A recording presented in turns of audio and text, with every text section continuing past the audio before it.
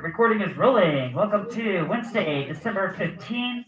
This is the last day of the midterm review, so I want to remind you guys what the format of the physics exam is going to be for AP Physics, or AP Physics midterm. It's going to be two halves. There's going to be 50 multiple choice conceptual questions. Those are going to come from this packet of conceptual questions that we're going over, which are also these 99 bullet point questions that handed out in the study guide. And we've covered most of those. I just have a few left to do with you guys today. Okay, wrap those up.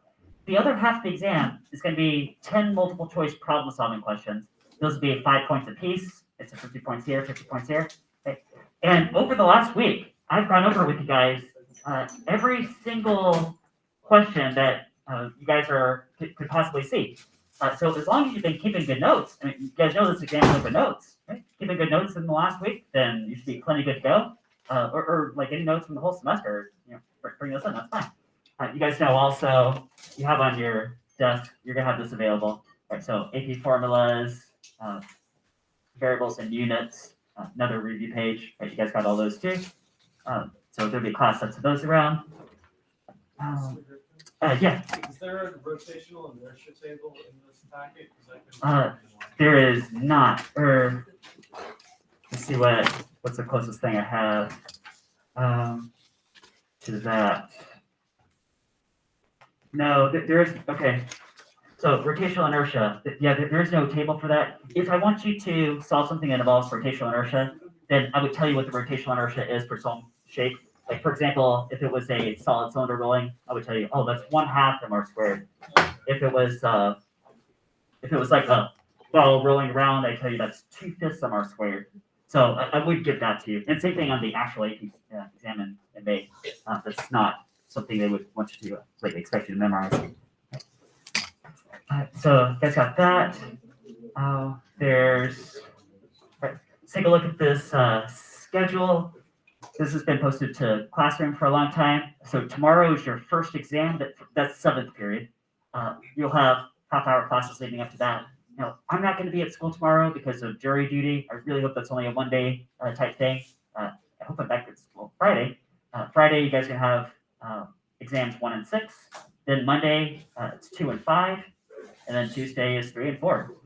And everybody's schedules are going to be all scrambled. So if you have, my lunch is always third lunch. Okay, so usually third lunch is still going to be third lunch regardless of what crazy stuff's going on. Okay, so third lunch for this class. Right, then, top scientist for the last quiz of the semester, rotational dynamics. Yeah, you guys are closing out strong. So awesome job. Way to go. Yeah, nice job. All right, so I got the rest of these conceptual questions. Like I said, I already did all the problems you guys are going to see. Problem. Right, now, I left off a little bit different place each class. So, did we do Newton had the insight to see? Yep. Yeah, I was pretty sure we did. Okay, so I think we're good all the way through 79, 2 massive spheres. Yeah. Okay, so that was the last one we did. Right, so the last one we did, gravity force between 2 spheres is 100 newtons. If you double the distance, don't you get a quarter of the force because inverse square law? So it'd be 25 newtons. Right, so here we go. New stuff. Oh, by noticing that Uranus's orbit is perturbed and by using the law of gravitation, 2 astronomers independently discovered. This is actually it's a story on, I don't think I showed you guys, but this is a Paul Hewitt video. And you guys know I gave you guys a zip drive full of Paul Hewitt videos on Classroom if you want to check those out. This is one of them. So if you use Newton's laws of motion and Kepler's laws of planetary motion, you can predict really precisely where in the sky any planet should be at any moment. But there are a couple of exceptions. One exception is the planet Mercury. It doesn't exactly follow what Kepler and Newton say. And the solution to that, actually, weirdly enough, was resolved by Albert Einstein with general relativity. So the weird motion of the planet Mercury is actually some evidence that general relativity is a bit more accurate than what I've been teaching you guys, Newtonian gravity. But the other one that was weird that wasn't quite following was this one right here, Uranus. And different astronomers had different guesses as to why. Why isn't Uranus doing exactly what it should be? some thought, well, maybe the law of gravity is breaking down if they get out too far. And other astronomers thought, no, there's got to be, maybe there's another planet out there somewhere. What, if they did this calculation, what mass and location would you need for some planet that would cause these weird perturbations of the planet Uranus? Did the calculations, looked in the sky, and boom, right there is Neptune. Neptune was actually discovered mathematically on paper before it was ever discovered visually with a telescope.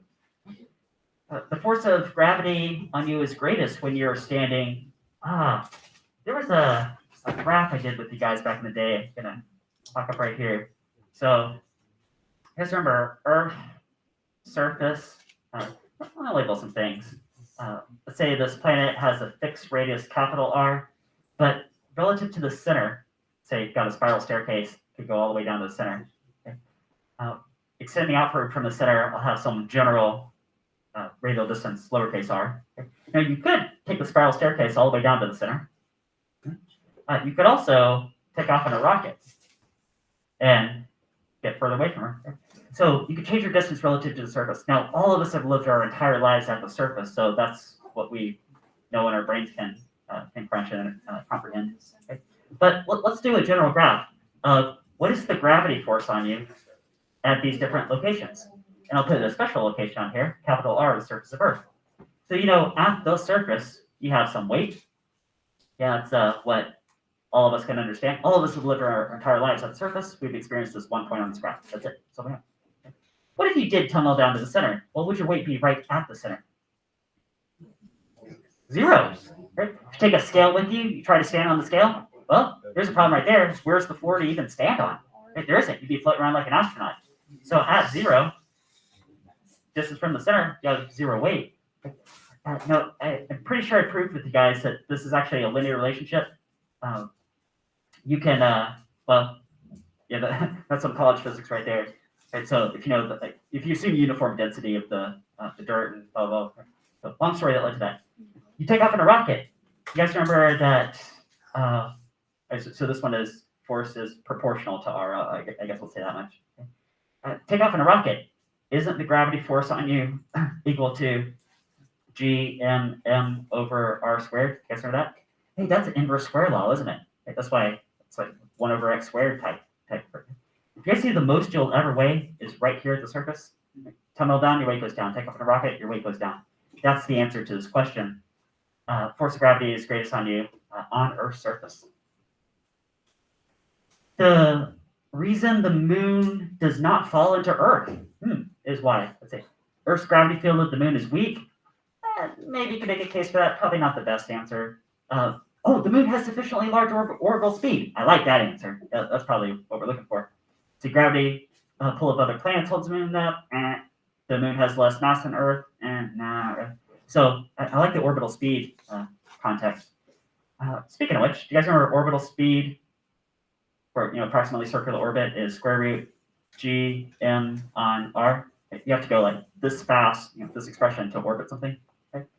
Now you can derive this from letting gravity force gmm over r squared equals centripetal force mv squared over r. You can show this. So if that shows up as an FRQ one day. There was a similar looking formula that was escape speed. You guys remember that was square root 2gm on r? And you could derive that with conservation of energy, how fast you have to go to break away to gravity and fly away forever. So the moon, so if you take the mass of Earth that it's orbiting, how far away is the moon, r, universal gravity constant, plug it in there, you get how fast it has to go, and it's going about that fast. According to Newton's laws, a rock and a pebble will fall with the same acceleration in a gravity field. Pause right there. Oh, sorry, let me zoom in. Now, just that first part right there is a statement that you guys have known to be a fact for a long time. You guys actually figured this out yourselves experimentally. You guys remember one of the first experiments had you guys roll Hot Wheels cars down the inclines? Half you guys were looking at the relationship between distance and time, but half you guys were changing out the mass of the car, like taping lab weights to it. Remember how that had no effect on the car? Right? Just turned it straight vertical for pure free fall. It's the same story. Everything falls at the same rate. It's your Galileo experiment. Right? So you know that to be a fact.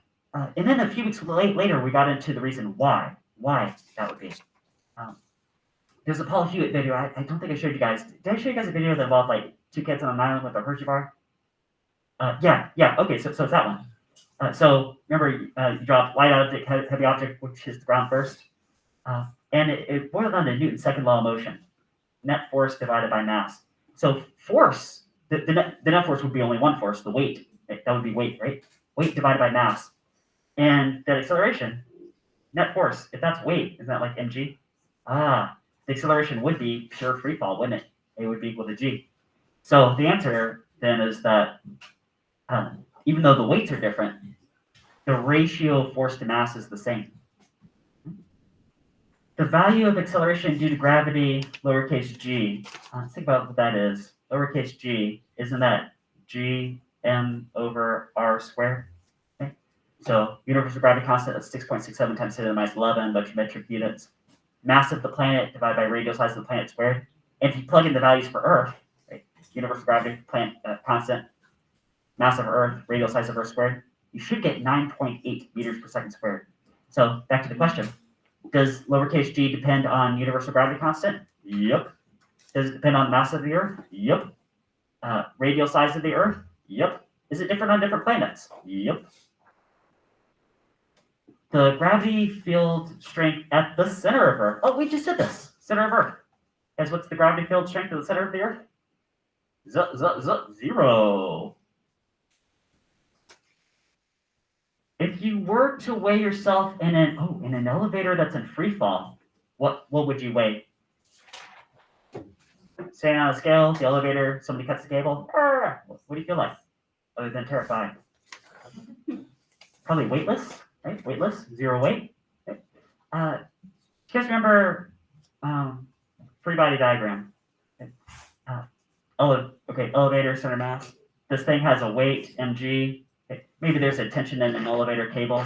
That's maybe the same, maybe different. Okay. Or maybe instead of tension in an elevator cable, maybe it's the normal force from the floor or from a scale that would be reading your weight. Something like that.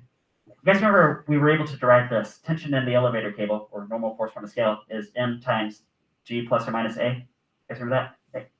Now, you'd have to derive this. This would be a good one to memorize, hold on to, in your back pocket in case you need that. But if you apply it, then make sure to set up a free body diagram and derive it. But accelerating down, isn't that like minus? And if it's pure free fall, wouldn't this a be g? G minus g would be 0. And then the tension, that would also be 0, and your weight would feel like 0. Okay, sure. You know what? I got another funny story about this question. Einstein was thinking about this particular question, and he had a certain epiphany thinking about this that he called the happiest thought of his life. And that was that Einstein realized that being in free fall would be physically indistinguishable from being in deep space, which led him to thinking about gravity a little bit differently than Newton thought about it, which actually helped him eventually lay the groundwork for general relativity. So, have it there. A black hole. I don't talk about black holes very much, but you guys, at the end of the life cycle of a star, the star is going to collapse into something. Now, our star is not big enough to make a black hole. It's just going to eventually become a white dwarf. But if you have a star that's, say, like a few times the size of our sun, then it can eventually collapse down into a black hole once the fusion process run out. So, would it alter the space around it? That is true. It actually alters space-time. Time actually slows down near a black hole. We'll talk about that next semester. Does it have enormous density? Yep. Huge mass and a tiny point. Enormous gravity field near it? Yep. An escape speed greater than the speed of light. Yeah, actually, that's a lot of times what's used to describe a black hole. Because here's escape speed. Here's the speed of light. 3.0 times 10 to the 8 meters per second. What if the required escape speed was greater than the speed of light? Well, that's one feature of a black hole. Right? Those all look like true answers. You guys good? If the sun were to collapse into a black hole, okay, which wouldn't happen, just hypothetical, what would Earth do? What would Earth do? Say, so sun, here's the orbit of Earth going around. Okay. So think about the mechanics, what's going on here. This Earth has an instantaneous velocity that is tangent to that orbital path. Okay? there's a gravity force acting as the centripetal force from the sun. Actually, there's an equal and opposite force too, if I want to put that there. Okay. Now, and that force is equal to universal constant times the mass of the sun times the mass of the Earth, all divided by the radial distance between these two squared. So if this distance is r squared. Okay, now let's go back to the question then. What if the sun collapses to form a black hole? Let's see what changes. Does the speed of Earth change? No. Does the mass of Earth change? No. Does the mass of the sun change? Now a black hole density changes, but not its overall mass. Does this center to center distance change? No. Looks like nothing's changing. Do you think the Earth would just keep on going around? Yeah. Yep, that's the answer. Keep on going around. When a star collapses to form a black hole, its mass stays the same. Right? That's conservation of mass. Okay? I probably should have asked this question before the previous question. One sort of leads into the other. The early bird communication satellite hovers over the same point on Earth's equator indefinitely. This is because, let's check this out. So I've got the Earth. Now there are different popular orbital locations. One of them was called low Earth orbit. That's about 400 kilometers above the surface of the Earth, so just above the atmosphere. Really not that far up. This has a time period of about 90 minutes, and you could call that 1.5 hours. Right. Another popular place to park satellites is in what's called a geosynchronous orbit. Geosynchronous, geo meaning Earth, synchronous meaning like synced up to. Okay? And that would have a time period of 24 hours. Now think about what that would mean. If it's synced up to the rotation of the Earth, geosynchronous, 24 hours to go around. If you're standing on the equator looking straight up, doesn't it look like it's just hovering over you all day, all night? That's what it would look like, wouldn't it? That's the answer to this question. That's how you get geosynchronous orbit. Orbital period is 24 hours.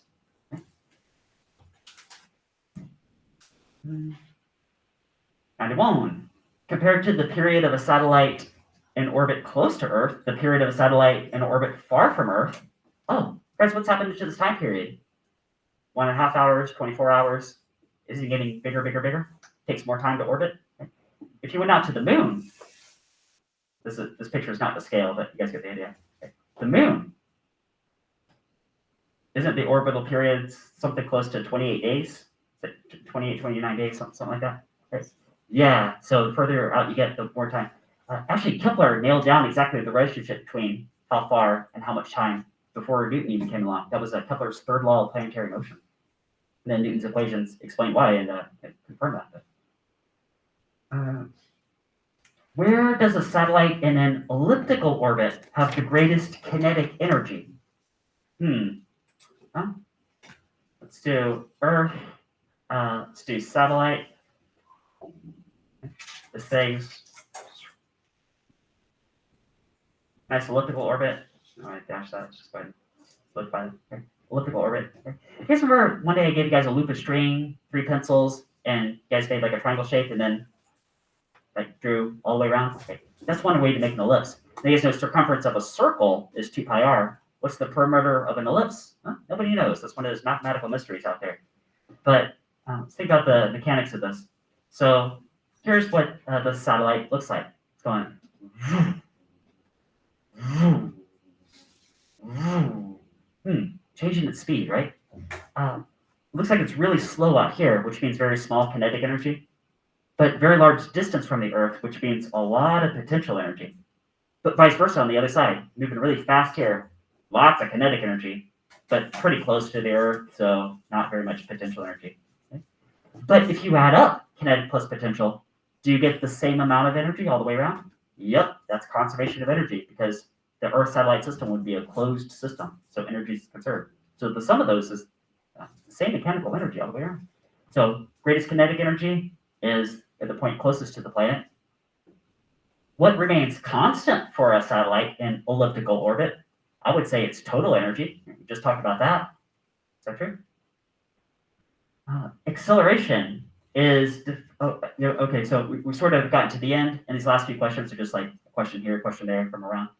Acceleration, defined as a change in velocity per time interval, right? Isn't acceleration a rate change of velocity? That was the original definition I gave you for acceleration, rate change of velocity. Now, later on, we said it's also a force acting on a mass.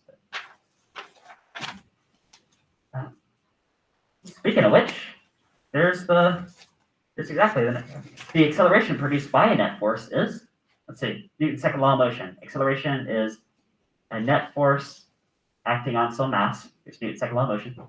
So acceleration produced by net force is it inversely proportional to the mass? Yep. More mass, the less acceleration. Is the acceleration directly proportional to the net force? Also true. Like if you triple the net force, wouldn't you triple the acceleration?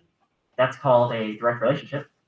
Is the acceleration in the same direction as the net force? That's also true. Force is a vector quantity. Acceleration is a vector quantity. Just have the same direction. Mass is a scalar. Two gliders having the same mass and the same speed move toward each other on an air track and stick together. After the collision, the velocity of the gliders is. Okay, collision, mass, velocity. This sounds a lot like momentum conservation, collisions. Okay? Let's get a picture going. Glider, mass, velocity. Glider, mass, velocity. Okay? Well, the question actually used the word speed. They have the same speed, opposite directions, right? So they have exactly opposite velocities. You guys see mass times velocity, momentum there, mass times velocity, momentum there. Equal in magnitude, but opposite in direction. Momentum is a vector quantity, which the fact that they have opposite directions means there's how much total momentum in the system. 0. Might be like 1 kilogram times 1 meter per second, 1 kilogram times negative 1 meter per second. It zeroes out. When they smash together, what's the final velocity? 0 meters per second. Okay? You could, if you want to, set up, this is kind of overkill, but some conservation of momentum. Momentum before the collision equals momentum after the collision. Mass A V A naught plus mass B V B naught equals sum of the masses times V final for inelastic collision. Okay. Say this is like 1 unit of momentum, negative 1 unit of momentum. 1 plus negative 1 is 0. Divide by some mass, total mass, SB 0 meters per second. Okay, just the full equation way to do that. Okay. Machine puts out 100 watts of power for every 1,000 watts of input. Ooh, what's the efficiency of that machine? Efficiency. Do you guys remember rigging up those pulley systems? You had weights, strings. You had a mechanical advantage, the whole deal. And this is one of the things I had you guys calculate. I gave you guys a formula for it. Now, you could get a little bit different formula that's more going to address this type question. So efficiency. Sometimes this is represented with this Greek letter. I think this is Greek letter eta. Is that right? Is it eta? I think it's eta. I think. I hope that's right. That's well, in this case, output power compared to input power. If it's a continuous process and nothing tricky going on. So we're looking at 100 watts compared to 1,000 watts. Okay. As a decimal, that's 0.1. You could also call that 10%. 10% efficient. Right.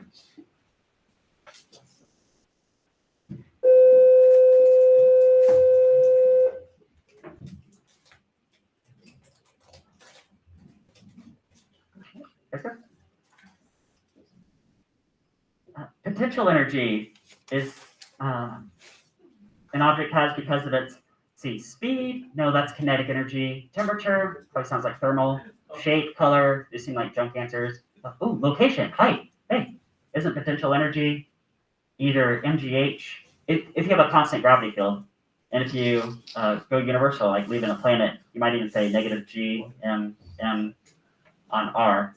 But again, it has something to do with location or height, right? As the rotational speed of a space habitat increases, space habitat, they're talking about an O'Neill cylinder, the apparent weight of the people inside. Take a look at it. You guys have one of these right over your heads right now. O'Neill cylinder has central axis of rotation, plus omega. Here's all the people standing inside right here. Right, okay. Apparent weight, right? Apparent weight. Apparent weight, wouldn't that be provided by a centripetal force? Centripetal force? Right. Now, what's providing centripetal force? I'm thinking the normal force from the wall that's holding the net, right? So it's really a normal force providing the centripetal force. Okay? There's no real gravity around, but there's an apparent gravity. Now, I could say m times v squared divided by r. That's what you guys drive using the Play-Doh canisters. You can do a quick conversion and say m omega squared times r. We'll got label r.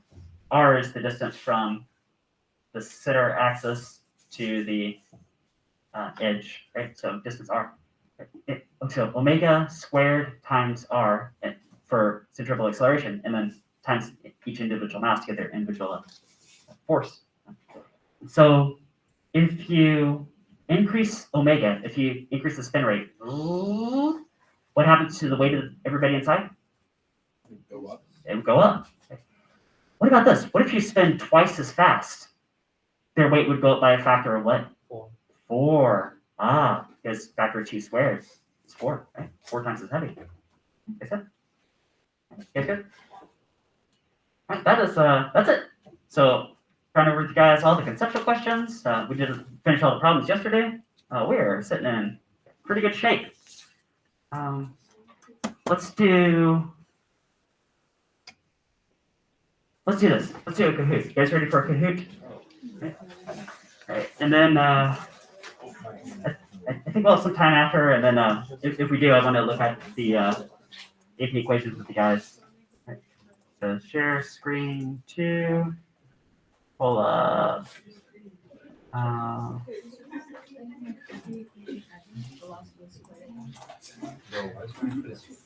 right, semester 1 formulas. What?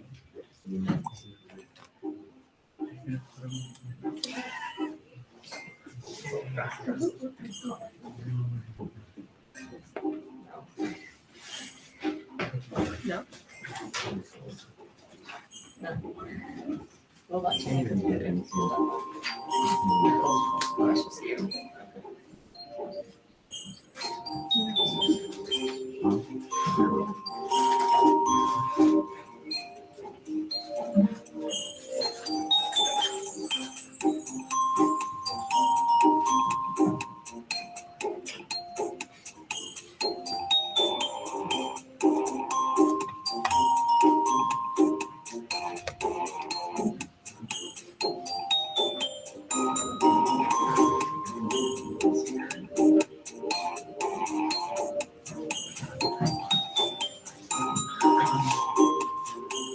joint spelled it wrong. Now they go.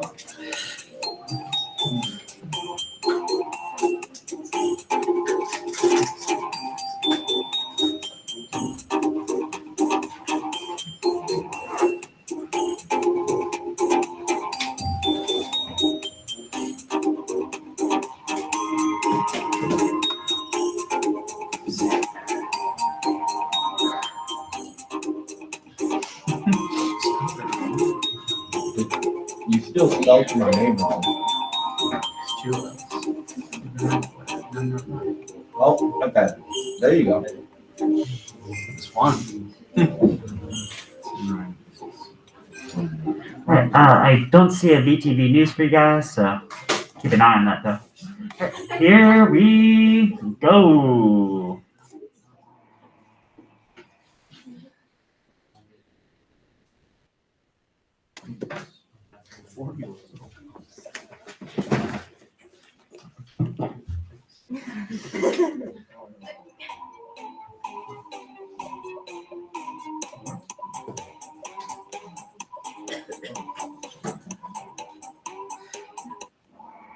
All right, so velocity times time is good for constant velocity, and then if you're accelerating, nice, v naught t plus f at squared.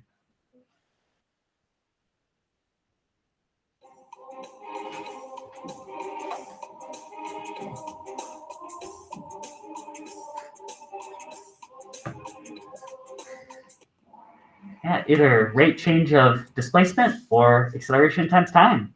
We start from rest, so works. Final velocity.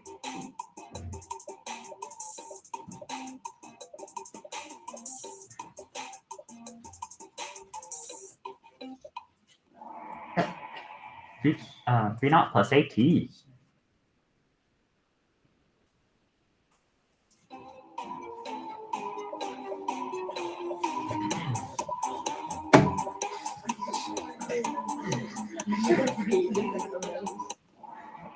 VF squared is V naught squared plus 2AX. These are all the formulas on that green poster up there, right? Good to know those. Right? Been using those throughout all the semester. Acceleration.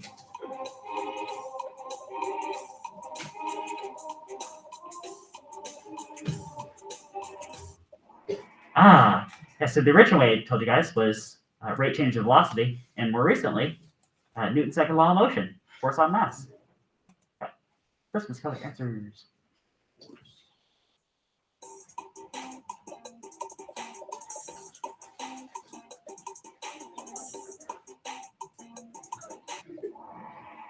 Mass times acceleration.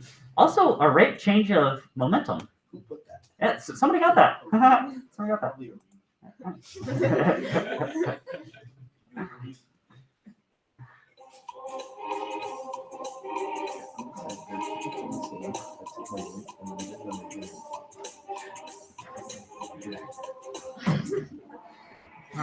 All right. So if it's kinetic friction, it's just equals. Friction equals coefficient kinetic friction times normal force. If we're talking about static friction involving coefficient of static friction, remember there's an inequality because it can build up to that point. I think that's how AP writes it on their equations.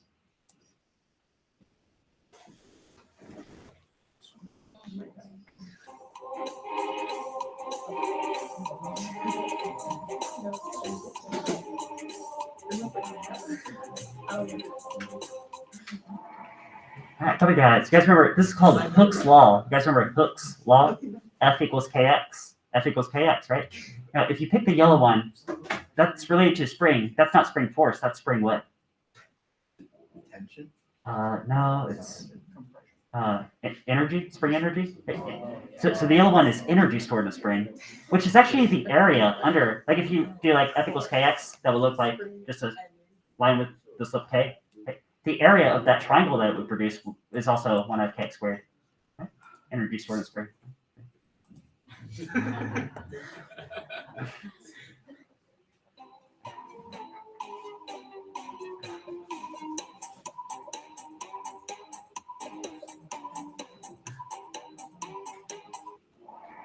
So the red one, MGH, one we usually use, that's constant gravity field. More universally, negative G minimum on R also be true. The blue one is kinetic energy. The green one is energy stored in a spring.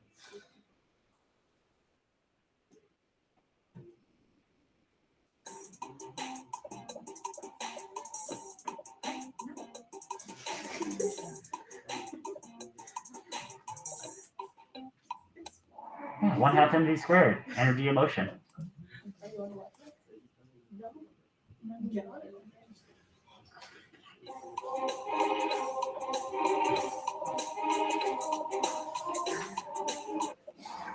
One half kx squared.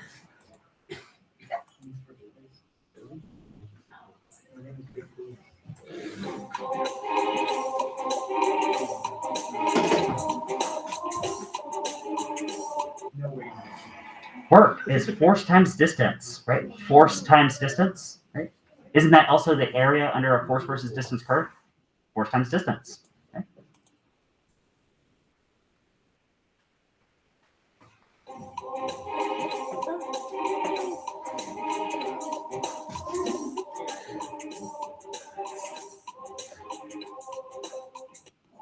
Yeah, rate of work, rate of energy, work per time, energy per time. That is power.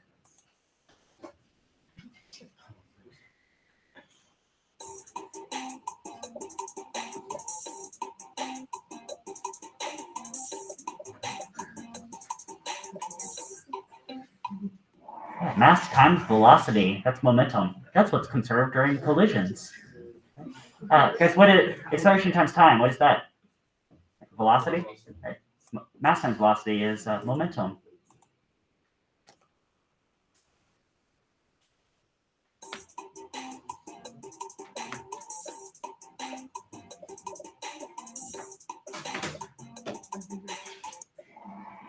Impulse is a change in momentum, and you get that by applying a force for a time interval.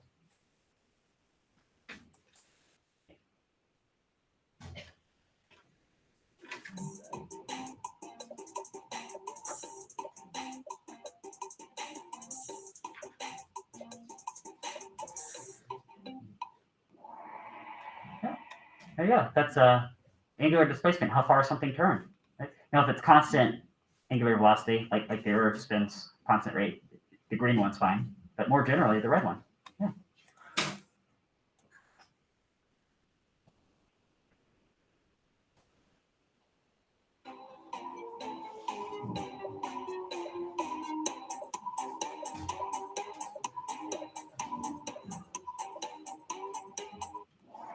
Yeah, MR squared. MR squared for a point, and the sum of MR squared for lots of points.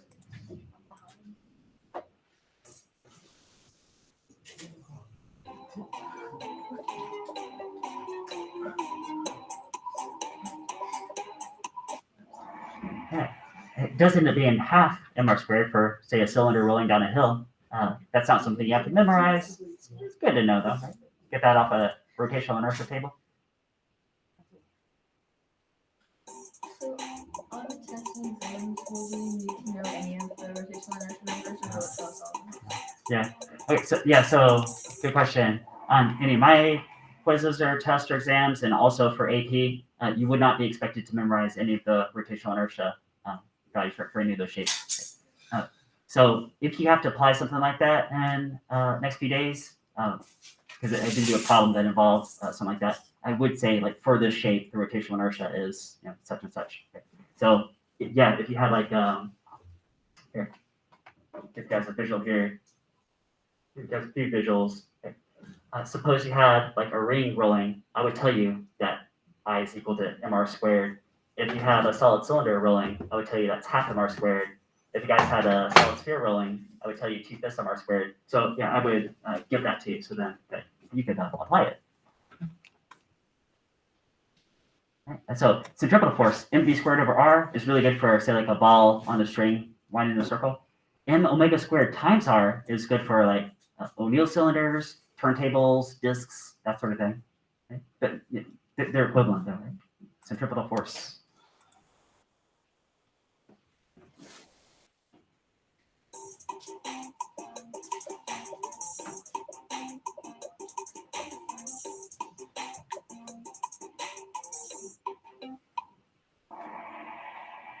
We got 3 correct answers. So R cross F is the original way I told you. It's also I times alpha. That's analogous to Newton's second law of motion. Right? Something will speed up spinning. You know what else it is? It's the rate change of angular momentum, which is I think this graph right up here, right? Slope of L versus T.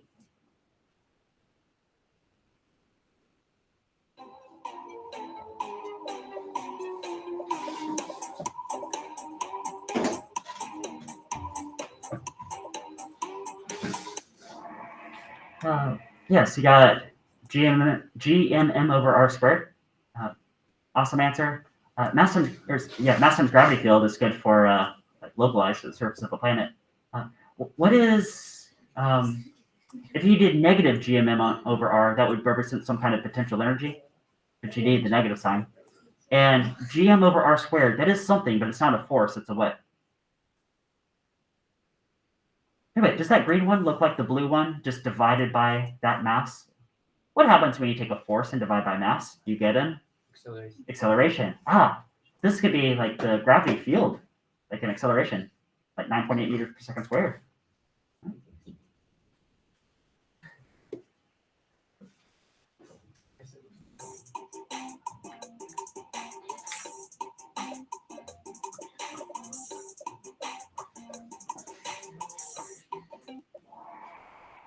Acceleration due to gravity. Oh, hey, I just remember that one, didn't I? Okay, so there you go. You guys got that? or weight divided by mass. That's like Paul Hewitt's story with the two kids, the Hershey bar. Or even this, if you rearrange one of those kinematic formulas, you've used that a few times on some of your labs, that green one. Acceleration due to gravity.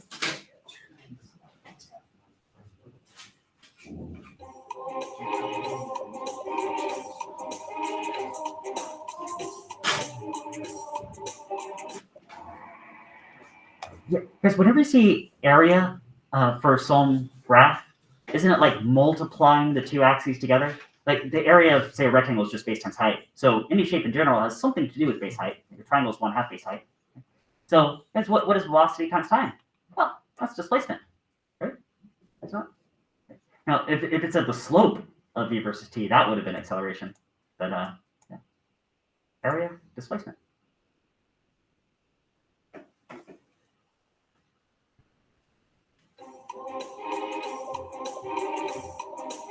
What is force times distance? Work. Work is force times distance. Might need to know that for the midterm.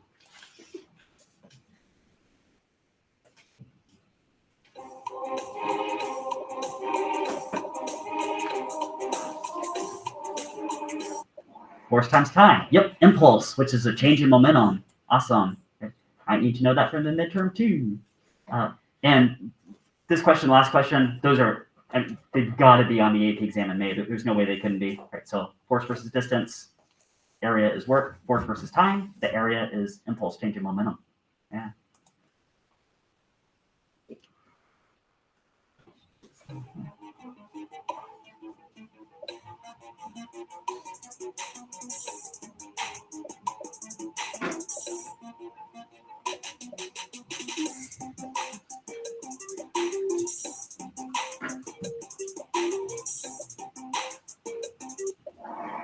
If you apply a torque for some time, that will give us like some change in angular momentum. Show you guys one example of where you saw that recently. Okay, torque time. It's on that graph hanging from the ceiling is one place. But you know where else you saw it? You guys remember solving this problem? Okay. I solved this two different ways with you guys. But here's one way to think of it. If this guy applies some torque, R cross F, for some time, that will give some angular momentum to this. Okay? Like that. Like that.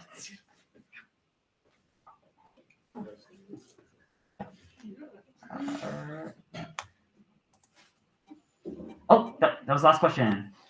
So with the bronze, Juliet. The silver, Caitlin. And the gold, Arrogant. Yeah, Benny and Mauricio, runners up. Great, nice job, guys. Let's go. All right, let's continue.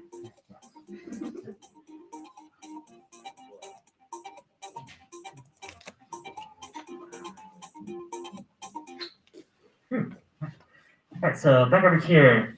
What I do next with you guys is actually look at those AP equations. Do you guys got any questions? Got a few last minutes here?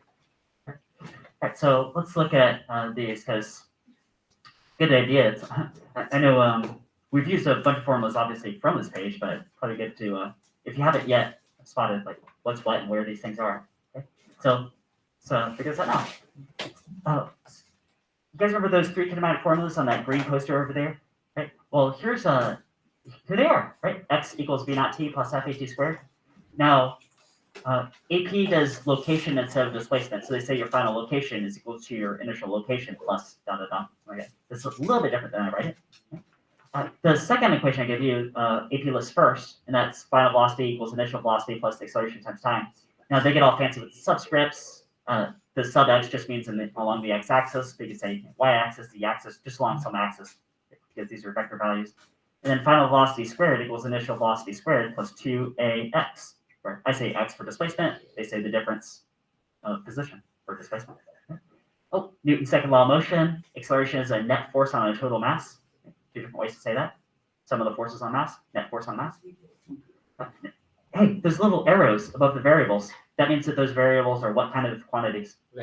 Vector quantities. Okay? so they have some direction.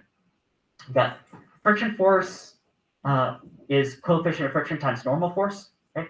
Now, if it's kinetic friction, you can, like mu sub k, you can just say equals. Okay?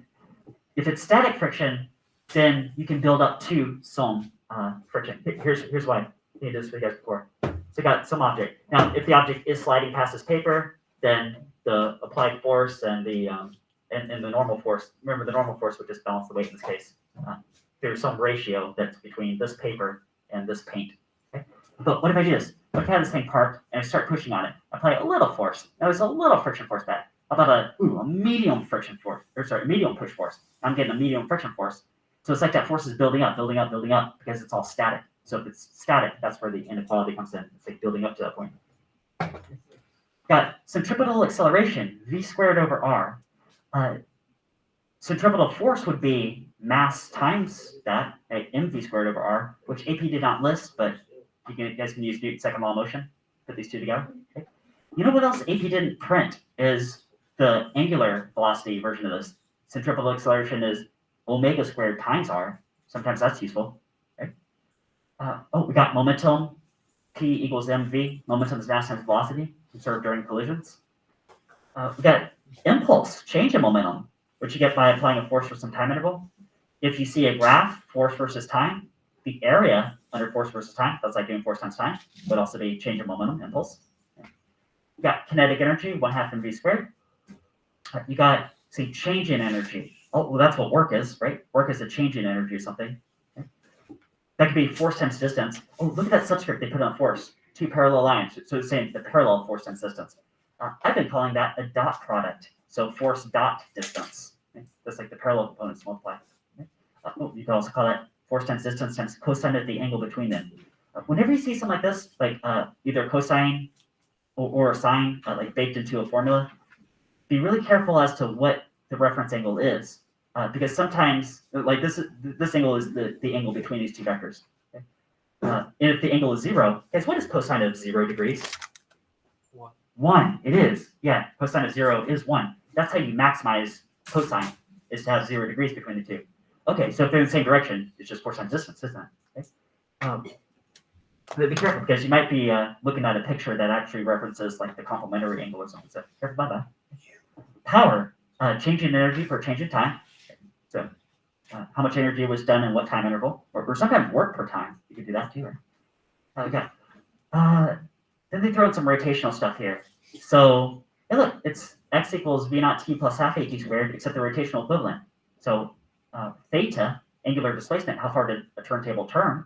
Right? And then it's just kinematic, it follows from there. Here's another kinematic formula. So final velocity equals initial velocity plus acceleration times time, but all angular values. You notice which kinematic formula they did not list for its the rotational sense, and that's the rotational equivalent to this one. You could also say omega naught squared equals, omega final squared equals omega naught squared plus 2 alpha theta. You could say that too. Okay? AP did not print that, but you guys can figure that out. I mean, most of the formulas you need are on this page. There's a handful that I'll give you also, like tension elevator table. It's good to know. Yeah. Now this next one we haven't talked about yet. This is the last thing we have to talk about. But you guys may have seen in a math class, like formula for a wave. Guessing formula for a wave. Right? So anything that's periodic, like a cosine or a sine graph. Here, let me sketch this out real fast. Okay? So you guys know, I should use a ruler.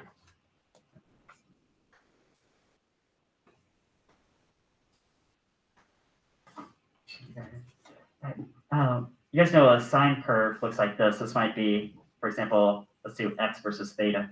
Okay. X is equal to sine theta, some version of that. If it starts like this and does this, this might be like x theta. X equals cosine theta. Okay. But then you can manipulate this. So A would be the amplitude. A, might slap on some A, same story here. A is the amplitude. A, something like that. Right, and then you can also vary it like horizontally by something like that. Okay, got angular frequency in there. Right, we'll talk about that in the future. Hey, look, angular acceleration alpha is torque divided by rotational inertia. That's Newton's second law of motion, but in the rotational sense, like for a turntable. Torque is R cross F.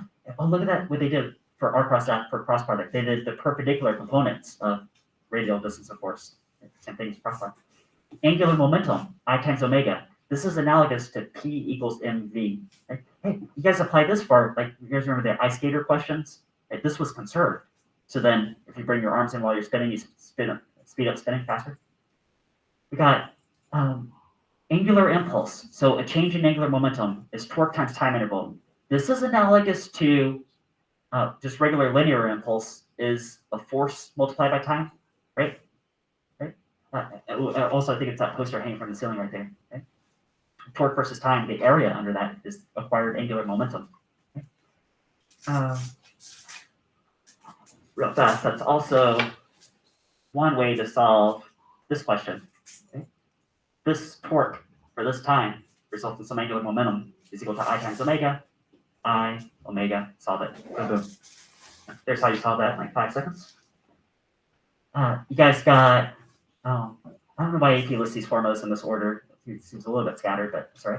Kinetic energy is, okay, 1/2 I omega squared. Now this is rotational kinetic energy, right? Rotational kinetic. You guys got spring force, F equals kx. This is Hooke's law, F equals kx.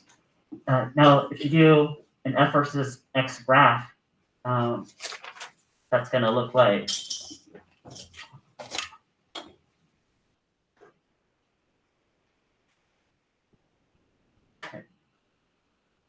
spring force, let's say compresses some amount x, kind of deal. Okay. Here's x, here's force, here's k. Wouldn't this be F equals kx? Okay. F versus x, doesn't the area under that curve represent like the work done compressing it, which is also therefore the energy stored in the spring? And that is this next equation, 1/2 kx squared, energy stored in the spring. It's a type of potential energy. Sometimes AP uses the word potential energy. They might be referring to spring potential energy. We got density is mass divided by volume. Okay. There's universal gravity. Force is GMM over, or sorry, potential energy, GMM over R. Gravity field is, force due to gravity divided by mass. Gravity force, GMM over R squared. And there's some pendulum formulas. Here's potential energy, MGH. Okay. So there's a few on here that we haven't covered yet. We'll get to in next semester. All the electricity stuff has been removed from the AP exam, but I'll cover that with you guys so that you're at least familiar with it. But probably see that for February. Okay. All right, and then some geometry. All right, I think you guys are plenty ready for this exam. You guys got any last questions? A few seconds to the bell here. All right. Well, you guys have been an awesome class so far. Of course, I'm not going to see you guys tomorrow, but good luck on your exam tomorrow, and have a really good feeling about you guys.